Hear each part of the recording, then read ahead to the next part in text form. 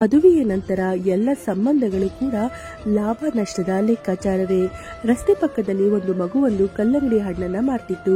ಗಂಡ ಹೆಂಡತಿ ಮತ್ತು ಮಗು ಪ್ರಯಾಣಿಸುತ್ತಿದ್ದ ಕಾರೊಂದು ಬಂದು ನಿಂತಿತು. ಹೆಂಡತಿ ಆ ಹುಡುಗಿಗೆ ಹಣ್ಣೊಂದಕ್ಕೆ ಎಷ್ಟು ಎಂದಳು. 40 ರೂಪಾಯಿಯಮ್ಮ, 20ಕ್ಕೆ ಕೊಡಲ್ವೇ? ಇಲ್ಲ, 30ಕ್ಕಾದರೂ ಕೊಡು. ಇಲ್ಲ, ನಾನು ತಂದಿದ್ದೆ 35ಕ್ಕೆ, ಸರಿ ಕೊಡು ಎಂದಳು. ಈ ಚೌಕಾಸಿ ನೋಡಿ ಗಂಡ ನಗುತ್ತಾ ಕುಳಿತಿದ್ದ. ಆ ಹುಡುಗಿ ಹಣ್ಣು ತಂದಳು. ಕಾರಿಂದ ಕೈ ಚಾಚಿದ ಆ ಮಗುವಿನ ಕೈಗೆ ಕೊಡಲು ಹೋದಾಗ ಕೈ ಜಾರಿ ಕೆಳಗೆ ಬಿತ್ತು. ಕಾರಲ್ಲಿದ್ದವ ಅಳಲು ಪ್ರಾರಂಭಿಸಿದ.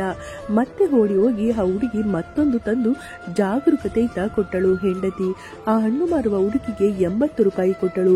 ಎಣಿಸಿಕೊಂಡ ಆ ಹುಡುಗಿ 40 ರೂಪಾಯಿಯನ್ನ ಮತ್ತೆ ವಾಪಸ್ ಕೊಟ್ಟಳು.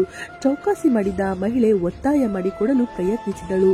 ಆದ್ರೆ ಆ ಹುಡುಗಿ ಸುತಾರಾಮ್ ತೆಗೆದುಕೊಳ್ಳಲಿಲ್ಲ. ನಿನ್ನ ಹಣ್ಣು ಹಾಳು ಮಾಡಿದ್ದು ನನ್ನ ಮಗ, ನಿನಗೆ ನಷ್ಟ ಆಗುತ್ತದೆ, ತೆಗೆದುಕೋ ಎಂದಳು. ಆಗ ಆ ಹುಡುಗಿ, ಇಲ್ಲ, ನಷ್ಟ ಮಾಡಿದ್ದು ನನ್ನ ತಮ್ಮ, ಹಾಗಾಗಿ ಅದು ನಷ್ಟವೇನಲ್ಲ ಬಿಡಿ ಎಂದಳು. ಎಷ್ಟೊತ್ತು ಒತ್ತಾಯಿಸಿದರೂ ಒಪ್ಪದ ಹುಡುಗಿ, ಇಲ್ಲಮ್ಮ, ಸಂಬಂಧಗಳಲ್ಲಿ ಲಾಭ ನಷ್ಟಗಳನ್ನ ಲೆಕ್ಕಿಸಬೇಡ ಎಂದು ನನ್ನಮ್ಮ ಹೇಳಿದ್ದಾಳೆ, ಹಾಗಾಗಿ ಅದನ್ನ ನಾನು ಲೆಕ್ಕಿಸುವುದಿಲ್ಲ ಎಂದಳು. ಬಾವುಗಳಾದ ಮಹಿಳೆ, ನಿಮ್ಮ ಮನೆಯಲ್ಲಿ ಯಾರ್ಯಾರಿದ್ದೀರಿ ಎಂದಳು. ನಾನು, ನನ್ನಮ್ಮ ಮಾತ್ರವೇ ಇದ್ದೇವೆ. ಸ್ವಲ್ಪ ದಿನಗಳ ಕೆಳಗೆ ನನ್ನ ತಮ್ಮ ಕಾಯಿಲೆಯಿಂದ ನರಳಿ ಸತ್ತು ಹೋದ. ನಿಮ್ಮ ಮಗನನ್ನು ನೋಡಿ ನನ್ನ ತಮ್ಮ ನೆನಪಾದ, ಹಾಗಾಗಿ ತಮ್ಮ ತಿಂದಿದ್ದರು, ಒಡೆದು ಹಾಕಿದ್ದರು, ಅದು ನನಗೆ ಪ್ರೀತಿಯೇ, ಇಲ್ಲಿ ನಷ್ಟದ ಮಾತೇ ಇಲ್ಲ ಎಂದು ಹೇಳಿ ತನ್ನ ಹಣ್ಣುಗಳಲ್ಲಿಗೆ ಹೋದಳು.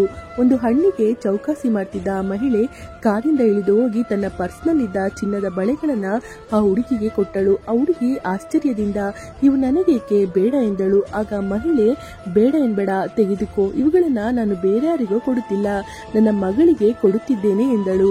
ಒತ್ತಾಯ ಮಾಡಿದಾಗ ತೆಗೆದುಕೊಂಡ ಆ ಮಗು ಪ್ರೀತಿಯಿಂದ ಮತ್ತೊಂದು ಹಣ್ಣನ್ನ ತಂದು ಆ ಕಾರಲ್ಲಿದ್ದ ಮಗುವಿಗೆ ಕೊಟ್ಟಿತ್ತು. ಇದನ್ನೆಲ್ಲ ಗಮನಿಸಿದ ಗಂಡನಿಗೆ ಆಶ್ಚರ್ಯವೋ ಆಶ್ಚರ್ಯ. ಕೇವಲ 50 ರೂಪಾಯಿಗೆ ಚೌಕಾಸಿ ಮಾಡಿದ ಹೆಂಡತಿ ಅದೇಕೆ ಆ ಮಗುವಿಗೆ ಬಂಗಾರದ ಬಳೆಗಳನ್ನೇ ಕೊಟ್ಟಳು ಎಂದು ಅವಳ ಮುಖ ನೋಡಿದ. ಅವನನ್ನ ಗಮನಿಸಿದೆ ಆ ಹೆಂಡತಿ ತನ್ನ ಅಣ್ಣನ ಜೊತೆ ಮಾತನಾಡ್ತಿದ್ಲು. ಅಣ್ಣ, ನಿನ್ನ ಪ್ರೀತಿ ಸಾಕು ನನಗೆ, ನಿನ್ನ ಮೇಲೆ ಹಾಕಿರುವ ಆಸ್ತಿ ಕಟ್ಲೆಗಳನ್ನ ವಾಪಸ್ ಪಡಿತೇನೆ. ಸಂಬಂಧಗಳಲ್ಲಿ ಲಾಭ ನಷ್ಟದ ಲೆಕ್ಕಾಚಾರ ಇರಬಾರೆಂಬುದನ್ನ ಸದ್ಯ ಒಂದು ಸಣ್ಣ ಹುಡುಗಿ ನನಗೆ ಕಲಿಸಿಕೊಟ್ಟಿತು. ಸತ್ತು ಹೋದ ತನ್ನ ತಮ್ಮನನ್ನು ನನ್ನ ಮಗುವಿನಲ್ಲಿ ಕಂಡು ಖುಷಿಗೊಂಡ ಒಂದು ಹಣ್ಣನ್ನು ಆ ಬಡ ಮಗು ಪುಕ್ಕಟೆ ನೀಡುತ್ತಿದ್ದರೆ, ಜೀವಂತ ಅಣ್ಣನಿಗೆ ಅತ್ಯಂತ ಶ್ರೀಮಂತಿಕೆಯಲ್ಲಿರುವ ನಾನು ಅಳಿದು ಹೋಗುವ ಹಾಗೂ ಸಂಬಂಧವನ್ನೇ ನಾಶ ಮಾಡುವ ಲಾಭ ಲೆಕ್ಕಾಚಾರದ ಹಿಂದೆ ಬಿದ್ದು ನಿನ್ನನ್ನ ಕಳೆದುಕೊಳ್ಳುವ ತಪ್ಪು ಮಾಡುತ್ತಿದ್ದೆ. ಅಣ್ಣ, ಕ್ಷಮಿಸು, ನಾವೆಲ್ಲಿಗೋ ಹೊರಟಿದ್ವು, ಆದ್ರೆ ಯಾಕೋ ನಿನ್ನ ನೆನಪು ತುಂಬಾ ಕಾಡುತ್ತಿದೆ, ಮನೆಗೆ ಬರ್ತಿದ್ದೇನೆ, ಬೇರೆಲ್ಲಾದರೂ ಇದ್ದರೆ ಬೇಗ ಮನೆಗೆ ಬಾ ಎಂದು ಫೋನ್ ಇಟ್ಟಳು. ಈ ಮಾಹಿತಿ ನಿಮಗೆ ಇಷ್ಟವಾಗಿದ್ದಲ್ಲಿ ಲೈಕ್ ಮಾಡಿ, ಶೇರ್ ಮಾಡಿ, ಹಾಗೆ ದಯಮಾಡಿ ನಮ್ಮ ಚಾನೆಲ್ ಅನ್ನು ಸಬ್ಸ್ಕ್ರೈಬ್ ಮಾಡಿ.